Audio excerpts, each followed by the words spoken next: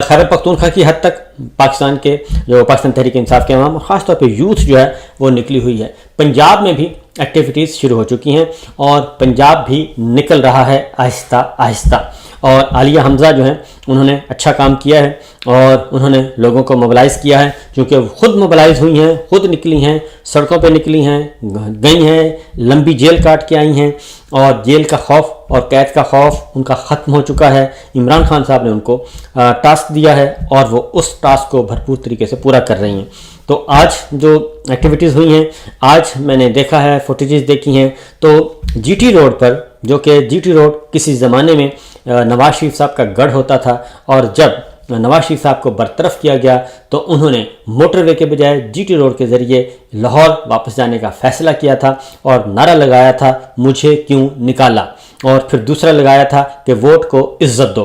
तो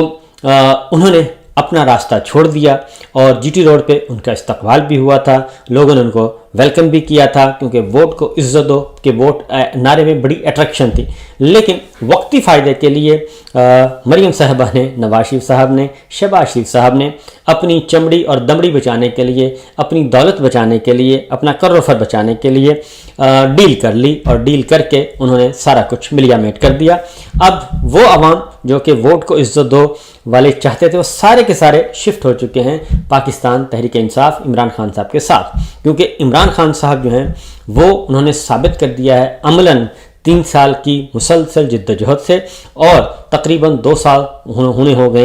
को हैं जेल में, वो कैद है। और फिर न सिर्फ इमरान खान बल्कि उनकी फैमिली और पाकिस्तान तहरीक इंसाफ से जुड़े हुए बहुत से रहनुमा, शाह महमूद कुरैशी साहब हैं और डॉक्टर यास्मीन राशिद हैं, सेनेटर एजाज चौधरी साहब हैं, मियां महमूद रशीद हैं,